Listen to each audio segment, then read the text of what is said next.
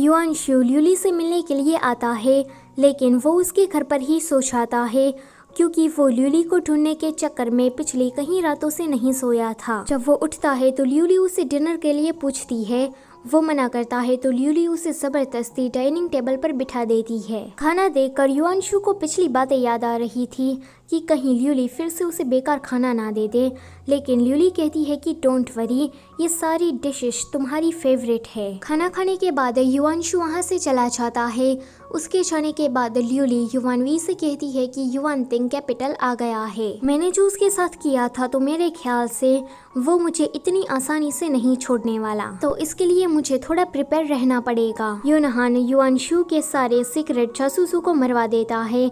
जब इस बात की खबर युआनशु को पता चलती है तो वो ज़ीहुआई से इसके बारे में डिस्कस कर रहा था कि उसके जासूस मारे गए हैं एंड उसकी जो ब्लैक आर्मर्ड आर्मी थी वो भी एक्सपोज हो गई है। ज़ीहुआई सोचता है कि ऐसा भला काम कौन कर सकता है। उसका सीधा शक यूनहान पर जाता है। युआनशु कहता है कि यूनहान ऐसा काम नहीं कर सकता।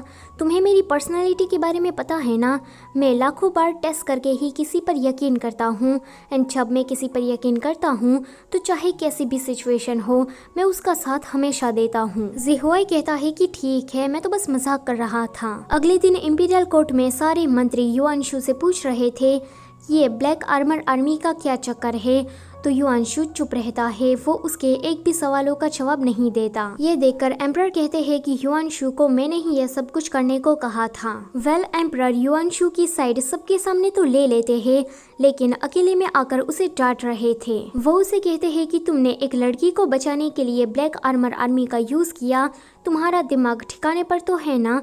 तुम्हें क्या पता है कि तुमने कितनी बड़ी मैस फैला दी है। तुम एक क्राउन प्रिंस हो तो तुम्हें स्टेट अफेयर्स में मेरा साथ देना चाहिए। मिनिस्टर दू की ग्रैंड डॉटर मुझे काफी ज्यादा पसंद है, लेकिन तुम्हें पसंद नहीं है।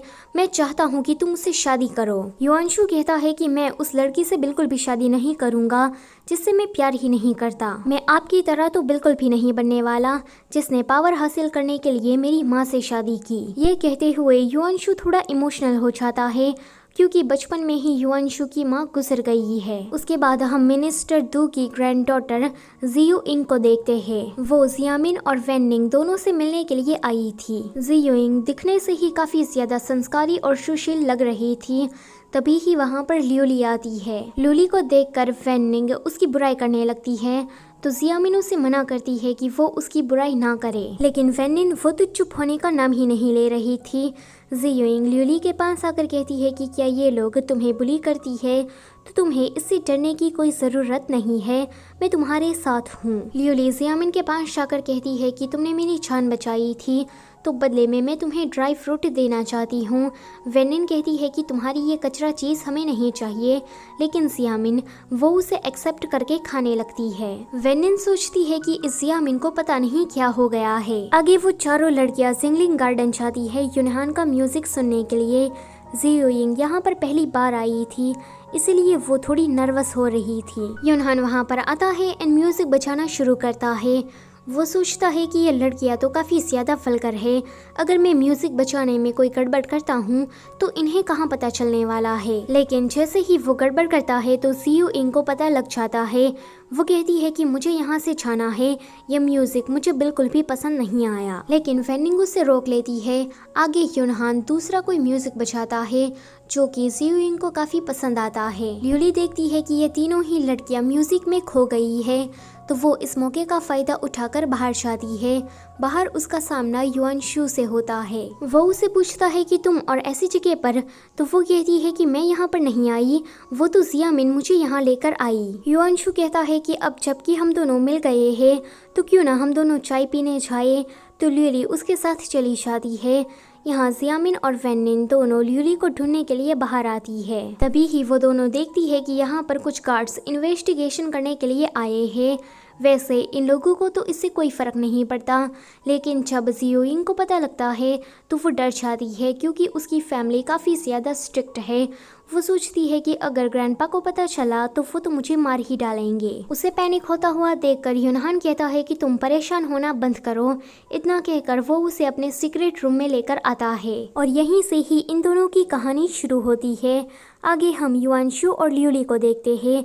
ल्यूली कहती है कि तो जिंगलिंग गार्डन तुम्हारा इंफॉर्मेशन कलेक्ट करने का सेंटर है और यहाँ के जो म्यूजिशियन है वो भी काफ़ी ज़्यादा वेल ट्रेन है। युआनशु कहता है कि तुम्हें तो मेरे सारे सीक्रेट पता चल गए। ल्यूली कहती है कि तुम्हारे साथ बैठे हुए काफ़ी देर हो गई है, वो तीनों लड़कियां मेरा इंतज़ार कर रही होगी। इतना कहकर वो जियोइंग के पास आती है। वो युनहान को साथ में देखकर कहती है कि क्या तुम दोनों अभी अभी साथ थे, तो वो दोनों ही मना करते हैं। आगे युनहान युआनशु से मिलता है।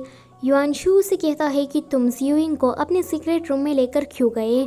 तो युनहान कहता है कि तुम चिंता मत करो, उसे मेरे बारे में कुछ भी पता नहीं चला है। उसके बाद वो उसे पूछता है कि वैसे तुम्हें पता है कि जियोइंग किससे शादी करने वाली है। तो युआनशु कहता है कि ऑफ कोर्स मुझसे। युनहान उसे कहता है कि मुझे खबर मिली है कि जिन्पो का सेकंड प्रिंस युआनतिंग कैपिटल आ गया है। ये सुनकर युआनशु सोचता है कि जिन्पो के सेकंड प्रिंस युआनतिंग और ल्यूली के बीच में ऐसा भी क्या हुआ होगा। अगले दिन ल्यूली को पता लगता है कि उसके पेरेंट्स वापस आ रहे हैं।